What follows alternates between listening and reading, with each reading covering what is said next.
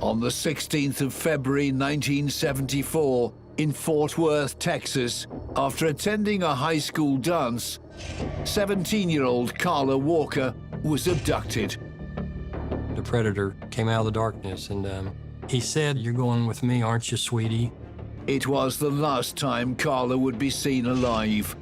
When police found her body, they knew they were looking for a callous and merciless killer. She was beat from head to toe and strangled and raped. It was horrific. It was simply horrific. I had nightmares. It would take almost half a century before Carla's depraved attacker was revealed to be church-going family man Glenn McCurley. He is the kind of person that we tell our daughters about, makes us not go out alone at night. He is the evil predator of our nightmares. Glenn McCurley had finally been exposed as one of the world's most evil killers.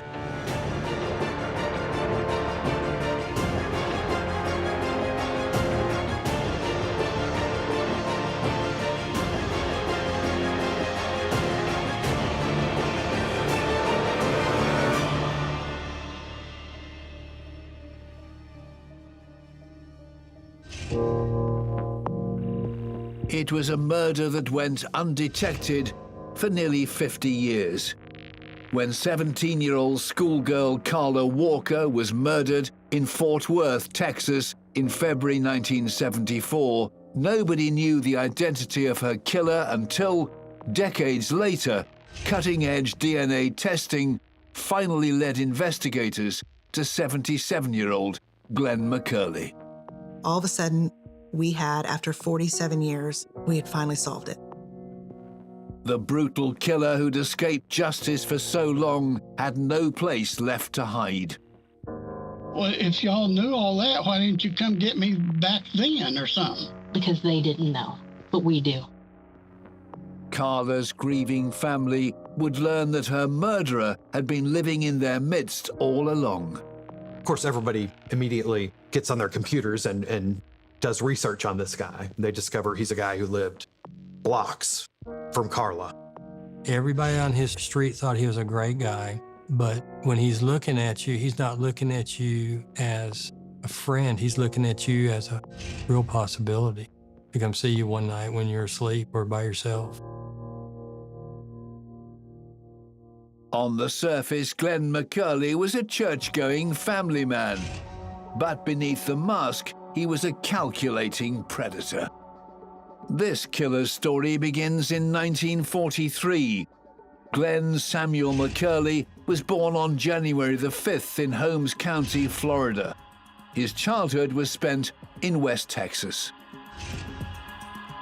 He was the eldest of 3 brothers.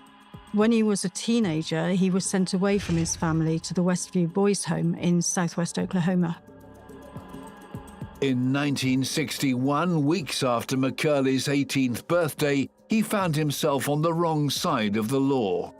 He stole a car and led the highway patrol on a high-speed chase, and they finally caught him. Then he was convicted of car theft. He served 11 months in Huntsville Unit Prison before being granted parole. Not long after he gets out, in February 1963, he marries a girl called Judy. They had a son and another son a year or two later. At this point, Glenn McCurley is working as a truck driver. They've moved to West Fort Worth in Texas. The suburban neighborhood suited the couple. It was an ideal place to raise children. It was very family-oriented, very church-going, very laid back and trusting, and what you would think of as an idyllic childhood. The neighborhoods were full of kids, and we walked everywhere and had pretty much the run of the place. It really was a great place to grow up. It was definitely thought of as a place where you don't necessarily have to lock your car doors, and your kids are safe to run around the streets and go to parties and, you know, do what they do. Just over a mile away from the McCurleys was 17-year-old Carla Walker's family home. Her father was the strict military disciplinarian, but also the protector of the family. They were really, kind of that typical all-American family. Jim Walker was the family's fifth and youngest child. I had a mom, Charlene. My dad was Leighton. I had two older brothers, Charles and Steve, and two older sisters, Cindy and Carla. Had a good life. It was a good life. Carla was 5 years older than me, and she was just kind of entering the prime of her life. At Western Hills High School, Carla was a popular student. Carla was different. She didn't belong to really a clique sort of thing. She was one of those students who traveled easily among all the different sort of groups. And so that's what made her the all-American kind of girl and very approachable and sort of that girl next door sweetheart. She's 4'11", 95 pounds, blonde hair, piercing blue eyes, beautiful teeth and lips, just incredibly cute. She was dating the football player, Rodney McCoy, who was in my class. He was not your typical jock. He wasn't full of bravado. He was also very approachable and personable and got along with all kinds of different kids. Carla was on the cheer squad. Rodney was a quarterback, and from all accounts, they were kind of the it couple at the high school. And they were a very sweet couple to everybody and to each other. In the winter of 1974, Carla had just turned 17 and had an exciting date on her calendar. It was a Saturday. Carla and Rodney were going to a high school Valentine's Day dance on February 16th. The dance went from 8 to 12. Carla got dressed here. The ladies were all fussing over Carla, getting her all fixed up, and Carla was beaming, smiling, had her beautiful dress on. Carla was wearing a baby blue dress with lots of white ruffles. It was very cute and pretty and went with her strawberry blonde hair. I don't think any of us will ever forget that dress. Rodney pinned on the corsage, and pictures were taken, and aunts and my mom fussed over Carla. Dad and the guys talked a little bit to Rodney, said, y'all be safe, have fun. See you when you get home. And that's not exactly how it went that night.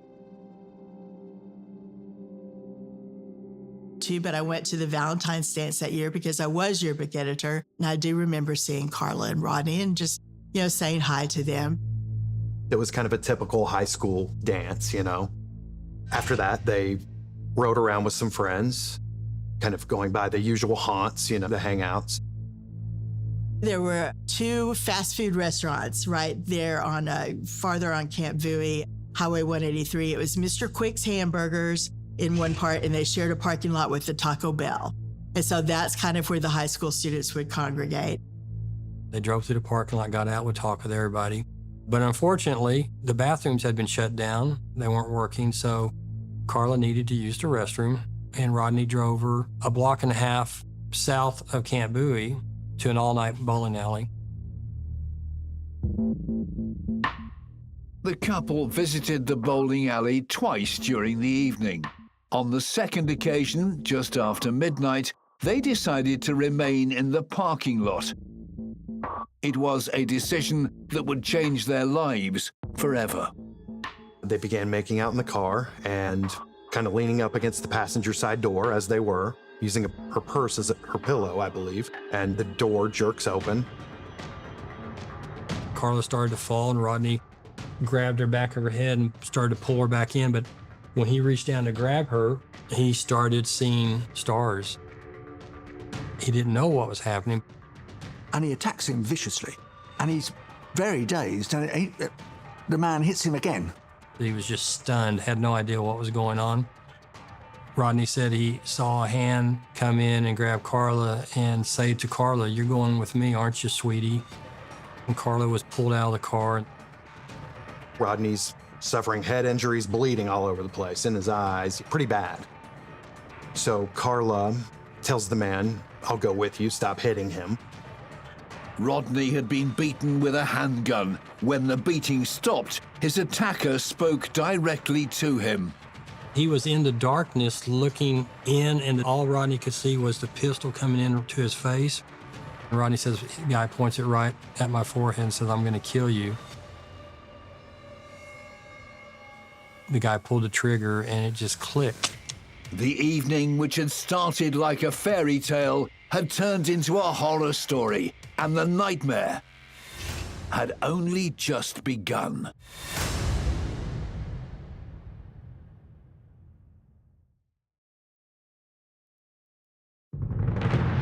The night 17-year-old Carla Walker was abducted from a parking lot in Fort Worth, Texas.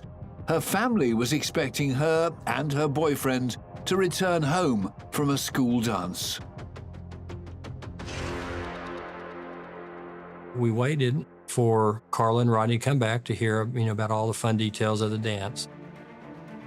In the parking lot of the bowling alley, Rodney regained consciousness. He knew he had to get help. He hightails it to the Walker home. I was standing over by the front door and I heard a car, tires hitting a curb head on, going pretty quick. My parents and aunt and uncle did too.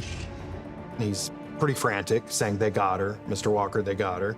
His right side of his face was lit up and it was all bloody. Big, long cut, like somebody had taken a knife and slit his cheek open a couple inches. Every mother's nightmare, every parent's nightmare. Their daughter's been abducted at gunpoint by an unknown man. I stepped back with my back toward the fireplace, watching all the events take place up here. To see these people who were solid people become panicked. When Dad found out what had happened and where it happened, he got his pistol. He was out this door to my left. At 2:01 a.m., the police were called. A search of the area surrounding the Brunswick Ridgely bowling alley was carried out. Detectives recovered Carla's purse. I found out about it on the news with Carla's picture. It was just shocking. And from that point on, I was riveted. All of us were, to where she was, what had happened to her. Carla's abduction launches this gigantic search. And you got high school kids from her school searching. You have virtually every law enforcement officer in the area searching. Helicopters, dogs, all that stuff. They're searching alleys, behind buildings, construction sites, pastures, rivers, gorges, tunnels. There was a magazine in the parking lot. Rodney told police the story of being hit on the head with a gun. Obviously, when he tried to shoot Rodney, the magazine had fallen out in the parking lot. The reason the pistol didn't go off, the perpetrator was hitting Rodney when Rodney fell out with Carla. He ejected his own clip, and there was a bullet in the chamber, but that gun could not be fired without the clip being inserted. Police had their first real piece of evidence. The attacker had a Ruger .22 pistol, a recent model. What they didn't have was Carla or the name of the person who'd taken her. It was frightening to know that there was someone out there who could do something like that. Carla was abducted from a public place. She was abducted in front of a witness as well. Now, that's an incredibly reckless thing for the abductor to do. This is somebody who's particularly dangerous. There's a panic in this house, spirit of fear. Law enforcement started constantly streaming through that front door for several days. On the Monday morning, her shell-shocked classmates at Western Hills High School struggled to make sense of what had happened to their friend. They were devastated. They were like shell-shocked. I don't know how they managed through school that day. There was a lot of speculation about it being classmates and even Rodney McCoy. Maybe he's got her captive somewhere, or maybe he drove her out of town, or it was those kinds of speculations. 98% of the time, it's somebody that knows their victim and the victim knows the perpetrator. The school itself became a focus of inquiry. Detectives spoke to students about the night of the dance in a bid to locate anyone Carla may have interacted with. I went to the principal's office, and when I got there, there was a police officer and a detective and our principal. They explained to me that because of what had happened to Carla, they would like for me to look at all of the photo negatives from the Valentine's dance that the yearbook photographer had taken. And I didn't see anything. As the hours turned to days, local, state, and federal forces, as well as family and friends, were all active in the hunt for Carla. She just disappeared out of the parking lot. I met FBI agents, Texas Rangers, Sheriff's Department, City of Fort Worth, Benbrook, detectives, law enforcement officers. I do remember a palpable tension because I think these seasoned law enforcement officers knew the longer without results, the more likely negative outcome. A lot of my classmates were part of those search groups that were just going out and walking fields and walking around Benbrook Lake, walking at different places where they thought that they could find something, anything that would have to do with Carla's case. A team of officers were working a road that's now called Pearl Ranch Road. There was cattle culverts you could hardly see. One of the officers got out of the car while the other officer was waiting, and he went over and leaned over and looked under, and he said, "She's here." She was found in a culvert, concrete culvert where cattle crossed through under the road, and she's found deceased.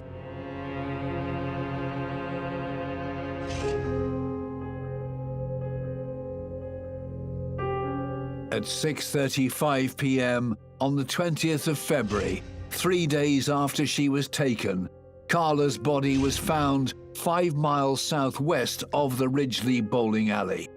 The case was now a homicide investigation. I don't know if you ever heard a guttural scream from a mom who just found her baby dead. It was one of those kind of screams. It's hard to articulate the sound. That night at the 10 o'clock news, there was actual footage of them taking the body bag out of the culvert near Benbrook Lake. I will never forget that feeling of seeing a body bag and knowing that there was someone I knew inside that body bag.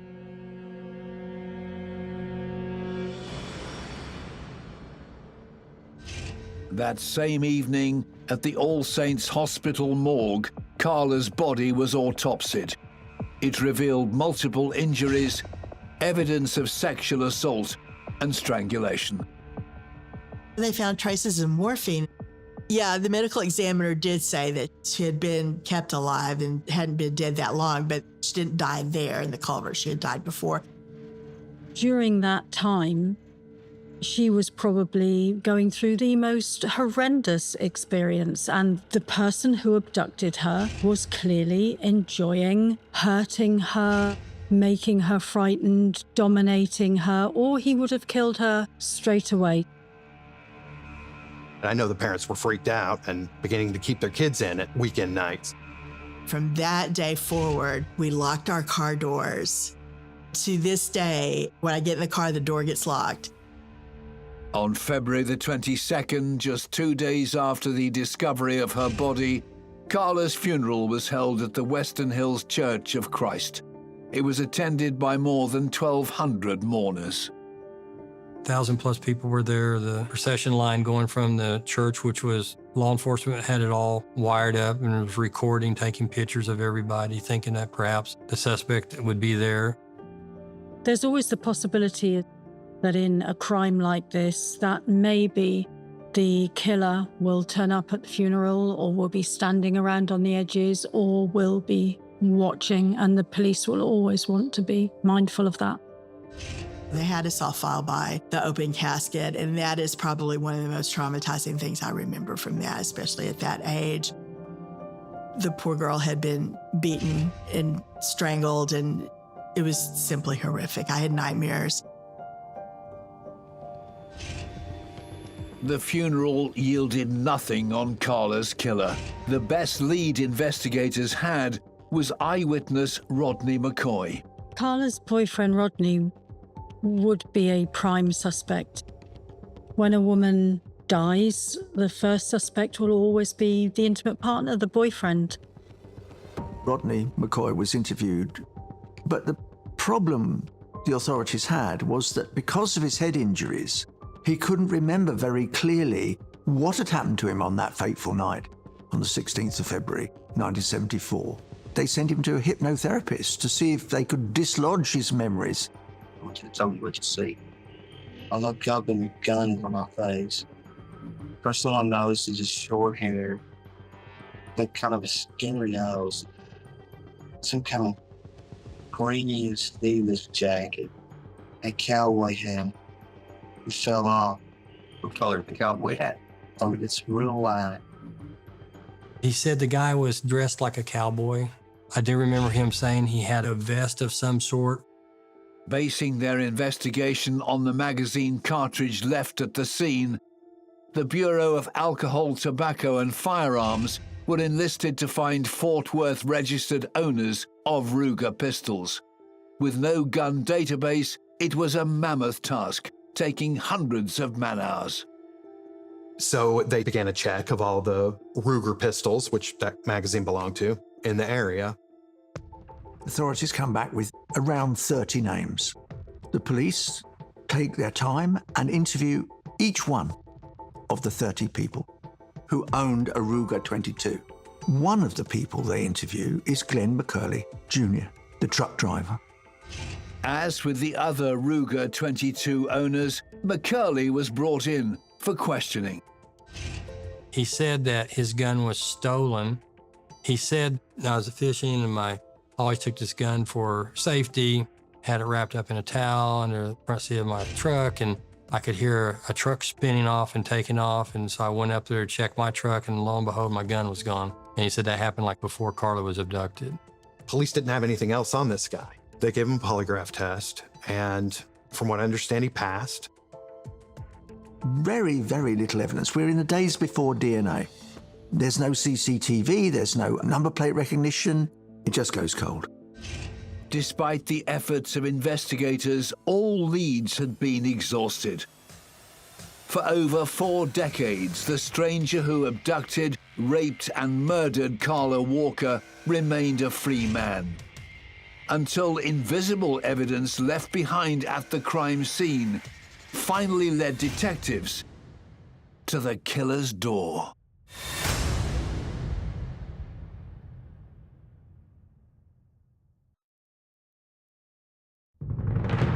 In the decades that followed the 1974 rape and murder of 17-year-old Carla Walker, her family in Fort Worth refused to give up hope. Cindy, her sister, and Carla's mom spent a lot of their time, a lot of their lives keeping Carla's story alive. I saw my mom from 74 until really 79, what I know now to be go through chronic clinical depression. She still got up, she still washed clothes, made dinner, tried to have happy Christmases, happy events, but she had changed. My dad was, to me, my hero because he carried my mom. The mystery of Carla Walker's unsolved murder was one which never went away. These cases never get absolutely shut down. They never say case closed where they haven't arrested anybody. So it becomes what we refer to as a cold case. 1974, 1978, 1985, every time a new lead came in, they jumped on it and they investigated it thoroughly. It was one of those cases that detectives worked their whole careers on. And so as the cases would go through and technology would change, it would come back up. Things kind of quieted down, and then things would pop up if there was a suspect, but then they would say that he had been cleared or whatever. You would have conversations semi-regularly about, hey, there's this new technology, should we try it? Hey, we are thinking about sending this off for testing, what do you think? In 2016, Carla's story caught the attention of podcaster Vincent Strange. It would catapult the case back into the spotlight. I came upon Carla's story, just kind of internet search, and it grabbed me right away. There was one Facebook page. It was Justice for Carla, and there was just no activity on it. There was nothing happening. We need to get this out before the public, shine a light back on it. When Vincent called me out of the blue at my job one day and he introduced himself and he said, I was told that you were the high school yearbook editor and that you knew a lot of people and that you might be able to help me get it started. Carla's friends and family took part in the podcast. The renewed interest in her murder motivated her brother to give it one more shot with the police.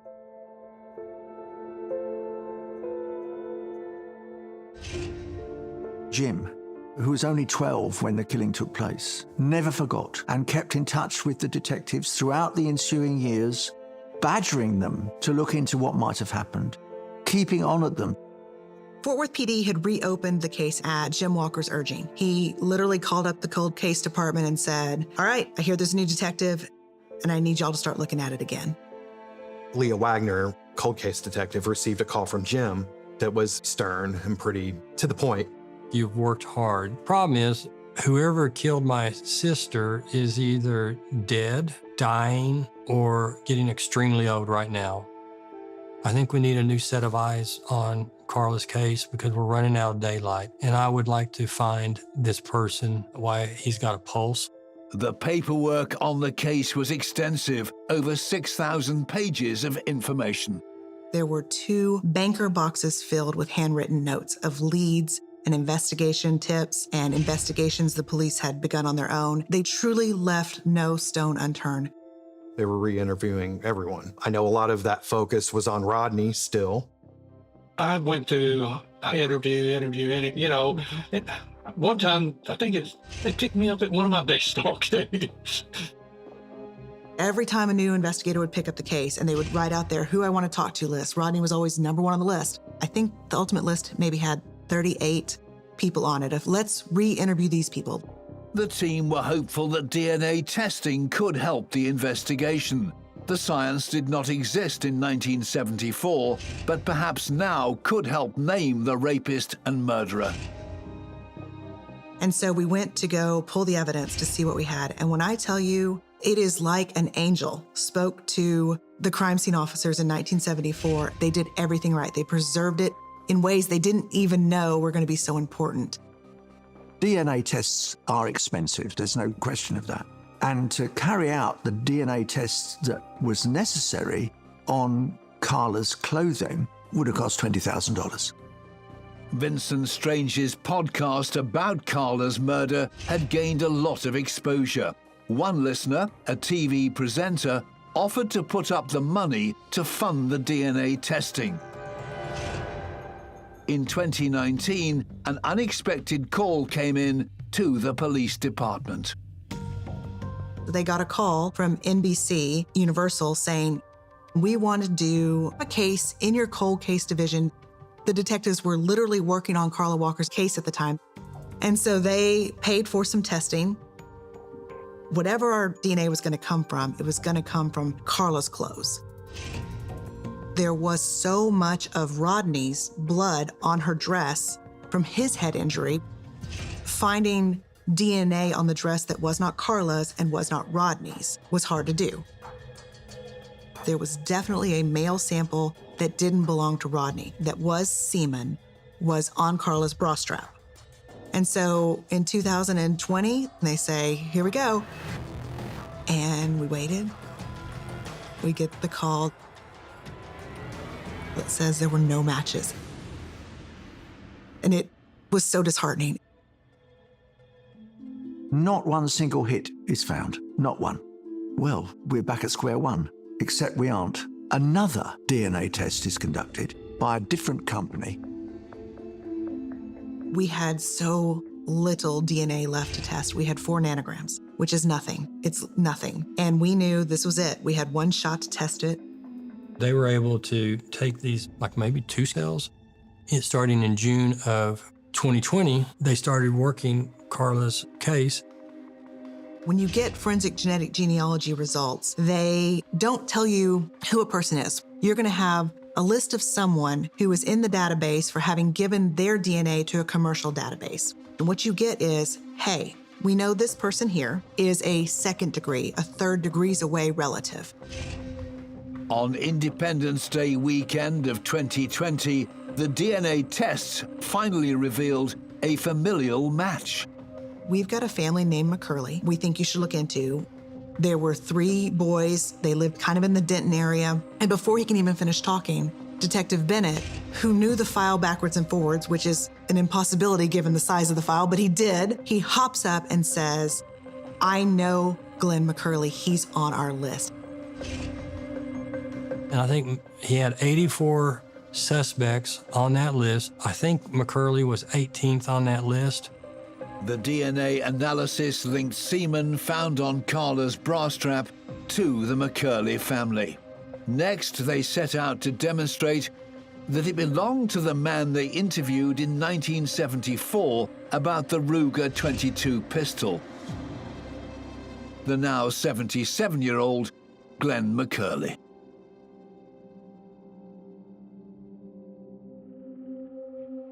We did what's called a trash run, which means you wait until someone puts their trash out on the street, because then it is no longer private property. And in the middle of the night, the police come and take a trash bag and they take it back to the lab, and you try to find things in the trash that you know are going to have DNA on it. In this particular case, it was a McDonald's straw.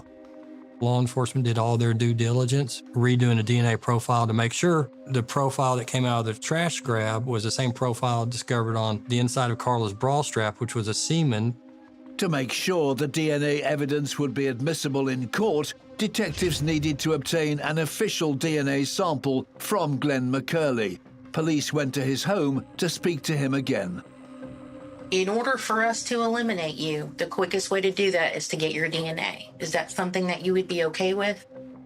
Glenn McCurley is an upright member of the community. He and his wife Judy are churchgoers. They're well known in that suburb of Fort Worth. He hesitates for a moment and then agrees to have his cheek swabbed for DNA. And all it is 2 big cotton swabs. I promise they won't go up your nose. They're going to be the inside of your cheek. We had a search warrant ready to go, but he ultimately consensually gave his DNA. We sent that back off to the lab, and they said, this matches the straw, which matches the bra, which matches the crime. And so all of a sudden, we had, after 47 years, we had finally solved it.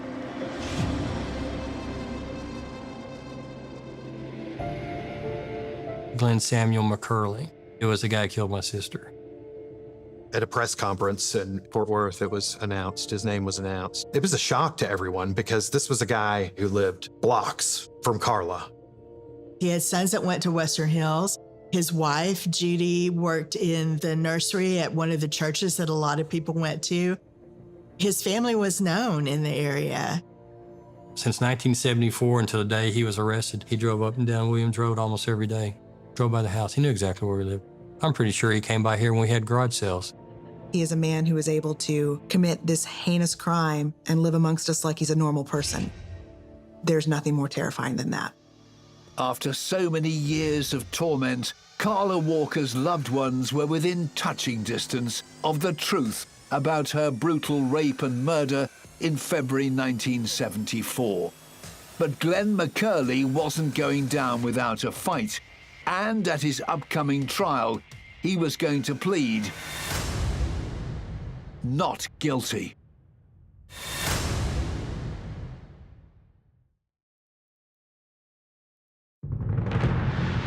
On September the 21st, 2020, the man who detectives had linked with the murder of 17-year-old Carla Walker was arrested.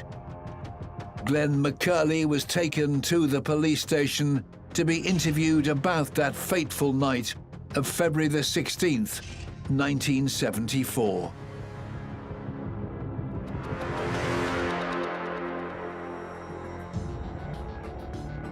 They went to his home and they arrested him, and they took him to the police station and they interviewed him. I don't know the girl. I've never seen her. And I haven't killed anybody. For the first hour, he starts saying he doesn't even know who Carla Walker is. Well, I don't see how you could have anything on me because I don't know anything about it. During the 3-hour interview, police worked to get a confession from McCurley. How are you going to make things right before you pass away if you don't admit to the things that you've done? No matter how many times I watch that video, this is just your opportunity to tell your side of what happened. every time I hold my breath. Where he pauses, and he gets real quiet, and he puts his head down.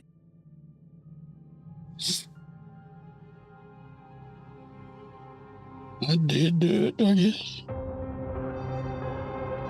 That's basically his confession there. They got him. He says, I strangled that little girl. Justice was going to be served that day. It's a pretty magical moment. McCurley said that he was saving Carla, that Rodney was assaulting her, and he kind of comes in and saves the day. She went with him willingly, and they started having consensual relations. She started hugging me, thanking me. We know that's not what happened, but it does definitely put him there with her, which was the important part. After 46 years, McCurley had admitted to being responsible for the death of Carla Walker. And he had another confession about the gun he'd claimed was stolen. He also tells them where he's hidden the gun, a Ruger 22. He's wrapped in a towel and put it in the attic of his house. You might ask yourself, why on earth did he keep the gun? Was it a souvenir, a trophy? No one thought he kept the gun. We didn't even think to ask it, because why would you? He could relive what he did to Carla through that gun, but they do like to relive their crimes, visit back those feelings that they felt when they were committing those crimes. And that gun was a link for him. So the police leave the interview and go back to his house and look, and sure enough, there's the gun. In 2020, court systems were taking a little bit of a break due to COVID. Due to McCurley's age, we knew we needed to try it sooner rather than later. When we started going through pretrial hearings in May of 2021, and I knew justice was going to be served, I knew I personally would be able to make sure he would never, ever breathe the air of a free man. We knew, obviously, the biggest portion of this case that was going to be contested would be the new science, the forensic genetic genealogy. It actually had never been admitted in the United States at that point. In Tarrant County Criminal District Court Number 1, Carla's friends and family had their first glimpse of the man accused of her murder almost half a century ago. He was actually kind of an imposing figure. He was very tall. He definitely had kind of a gruff exterior the whole time. He also was in a wheelchair, even though I had seen him walk in and out of the courtroom on days when the cameras weren't there. He just looked like a confused, angry old man. He had cancer. He wasn't expected to live long. I certainly had no sympathy for him. Inside the courtroom, Carla's friends and family sat on one side. On the other, those who'd come to support the defendant, Glenn McCurley. Watching his son was pretty brutal. His son was just devastated. It was unbelievable, the pain in his eyes and his face. McCurley's wife, on the other hand, they were blowing each other kisses and stuff like that during the trial. It was a bit strange. In the courthouse, under the glare of the national media, the prosecution worked hard to tell the story of what had happened to Carla. On the night that Carla was abducted, McCurley's wife was away, so he had complete freedom, really, to come and go from the house. His wife happened to be out of town. He went out drinking, and he certainly knew what he was looking for, I think. He didn't just stumble across Carla on accident. He was lying in wait for somebody. How did he manage to confront his wife at church every Sunday morning, knowing that he'd quite premeditatedly taken this young girl's life? Without a moment's hesitation, and what's more, tortured her, dumped her, raped her. How do you do that? I saw the trial every day, even though I wasn't there in person. And when Leah Wagner, the detective, pulled Carla's dress out of that evidence bag, it took my breath away. To see that dress again just put me right back to 1974.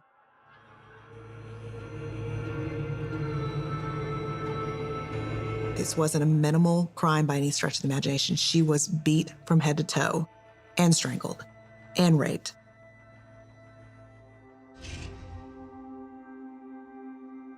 At the start of the third day of Carla Walker's murder trial, Glenn McCurley, who for so long had denied his role in Carla's murder, spoke to his attorney. The medical examiner and Carla's brother Jim were going to testify. They were about to go through that in excruciating detail, and I think he just didn't want to sit through it and didn't want his family to hear it, and so he asked to plead guilty. The judge has him sit down and says, "Are you pleading guilty?" And all of a sudden, the room got silent. That was pretty amazing. I don't think any of us expected that. I remember turning around and looking at the Walker family and just thinking, I can't believe I get to be here for this moment. On the morning of Tuesday, August the 21st, 2021, almost half a century since Carla's murder, 78-year-old Glenn McCurley pleaded guilty to capital murder and was sentenced to life in prison without the possibility of parole. For Jim Walker, it provided the opportunity that he'd waited nearly 50 years for. To look the man who killed his sister in the eye. Because I believe in God, I'm a Christian. So I told him, I said, I want you to know I forgive you, and I hope and pray to see you in heaven. Never in my career have I ever seen anything like that. Never, probably will again. So then I see Jim begin to hug McCurley's son. I told his son, you don't own the sins of your dad. It's not on you. You've been victimized as well. He was 12 when his sister died, and he had the grace to walk over and hug that man's family and show them love. I was so happy for our community, for Carla's friends. I was so happy for Rodney because he'd been under a cloud of suspicion for decades. I can't describe the peace other than I know where it came from. I had peace, and I still have peace. 9 months after his conviction, in one final desperate act, Glenn McCurley appealed his conviction, but the killer was unsuccessful. I pushed for the death penalty, but because of his age, we figured he was going to die in prison anyway. The appeal process was finalized in May of 2023, and McCurley died in prison that summer. On the 14th of July 2023, 80-year-old Glenn McCurley died in the Gib Lewis unit, Texas, taking his secrets to the grave. He never said why. He never really said how. The police who found her body said that she wasn't killed there. She was killed somewhere else and dumped there. There's still a lot of questions that we would have liked answered. For the family, justice for Carla, but also a legacy offering hope for other families that forensic genetic genealogy be available to help solve their cases. The Carla Walker Act will provide forensic genetic genealogy funds to focus in on code cases and get those code cases hopefully resolved. Never give up. You're the voice for your loved one. We don't know why we go through these things, but remember, goodness is always there. There's good people there who want to walk through this difficult time with you, but don't give up. Have hope. He abducted, raped, and killed a young girl in the prime of her life. He spent a lifetime watching the carnage he'd caused and the ruined lives of those left behind. Because of this, Glenn Samuel McCurley's name will be remembered as one of the world's most evil killers.